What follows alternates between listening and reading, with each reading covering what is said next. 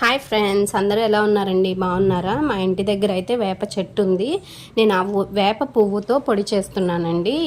దీనివల్ల immunity power boost up అవుతుంది. చిన్నపిల్లల్లో నులుపులు కూడా ఉంటే అవి పోతాయి. పెద్దవారు కూడా తినచ్చండి. షుగర్ పేషెంట్స్ కూడా తినచ్చు. అందరికీ కూడా చాలా మంచి హెల్తీ రెసిపీ అండి. దానికోసం నేను చేస్తున్నాను.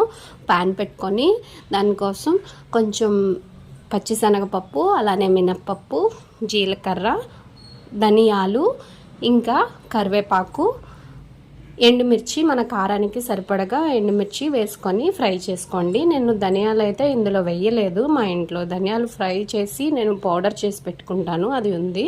నేను అదే వేస్తున్నానండి.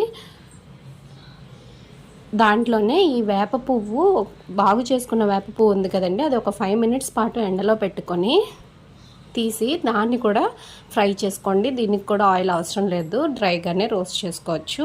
ఈ రోస్ట్ చేసుకున్నవన్నీ కూడా తీసుకొని మిక్సీలో వేసుకొని దాంతోపాటు కొంచెం ఒక స్పూన్ అంతా ఆమ్చూర్ పౌడర్ అండి, పులుపు కోసం.